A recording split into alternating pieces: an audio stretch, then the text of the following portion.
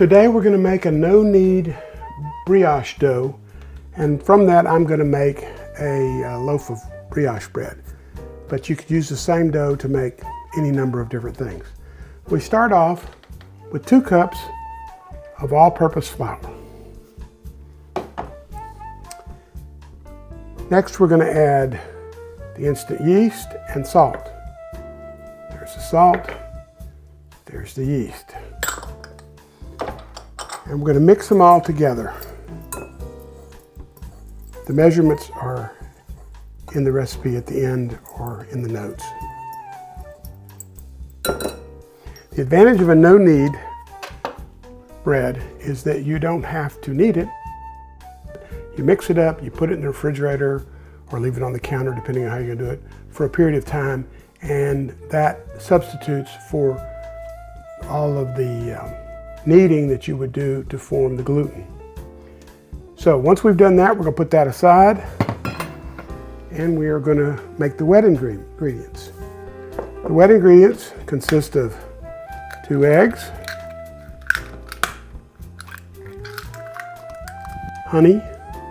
By the way, if you spray the container with a little oil before you dump the honey, it'll come out a lot easier.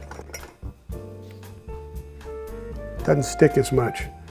Anytime you do something with syrup, it's best, if you can, to spray it, the container that you're pouring it from, because it'll come out a lot easier. The next thing we're going to do is we're going to put in some milk.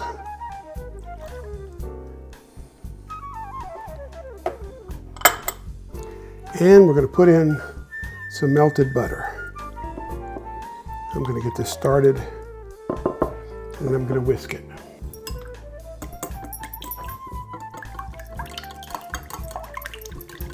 And I'm going to put the butter in a little bit at a time.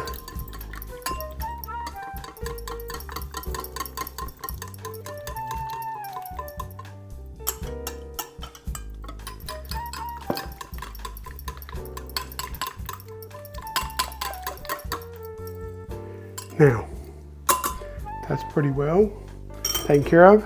Next thing we're going to do is add the wet ingredients to the dry ingredients and mix them until everything is mixed together well. General idea being that we just want all the flour moistened and everything mixed together. We're not actually going to go through the process of kneading it and that kind of thing. But it may take a minute to get all the flour moistened. You can use an end of a spoon. You can use a whisk, although it tends to stick to the whisk. And this is a different kind of whisk, and it seems to work a little better when you're making bread, because it doesn't seem to get filled up with the dough as bad as a regular whisk. And see, all we're doing is mixing it up, making sure that all the flour has been mixed in with it and that we're coming together. It's a pretty wet dough. If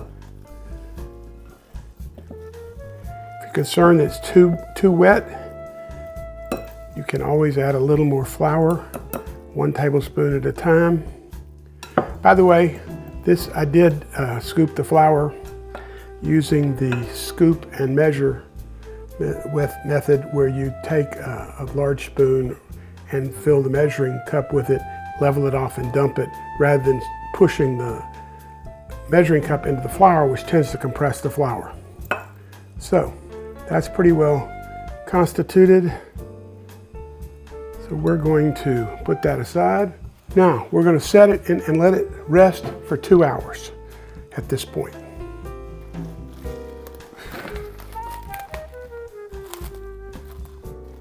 In 2 hours, we're going to come knock the air out of it and go from there. Okay, it's been a couple hours, so we're going to go in here and fold this dough a few times. Don't forget, when you take the plastic wrap off, if you use plastic wrap, to save it, because you're going to need it again in just a few minutes. I'm just going to take and spin this around a couple times, fold the dough, just to kind of get the air out of it and to kind of shape the dough into a ball a little bit. Just nothing fancy, just to get a little action on the dough. Then what I'm going to do is I'm going to put the plastic rack back on it, and I'm going to put it aside in the refrigerator for 24 to 48 hours. I'm going to wait 24, but you might want to wait longer. Okay, it's been 24 hours. I'm going to take the dough and shape it a little bit and then cut it into 2 pieces, because I'm going to make a brioche loaf, and I'm going to fold pieces together. I'm not using a lot of flour. Mostly what I'm doing is just trying to shape it, and it's not really that sticky anymore, so it's really not a problem. I'm just going to try and eyeball it into 2 pieces. I'm going to roll those, and then I'm going to use those to shape together to make the loaf. You can do this if you're really good at this. You could cut it into 3 pieces and make a much fancier looking loaf.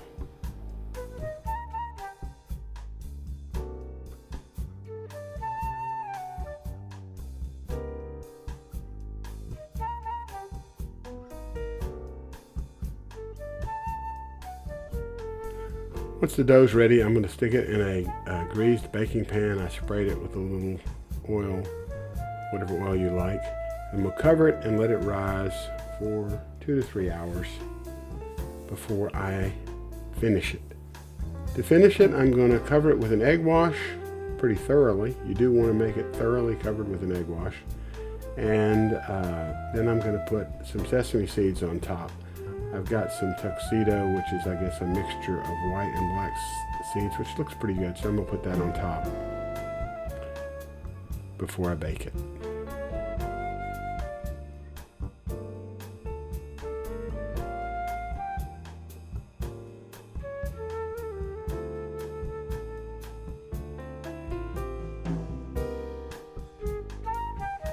I'm going to put it in a 375-degree Fahrenheit oven for 25 to 35 minutes, or until the internal temperature is 195 degrees, and this is what it looks like.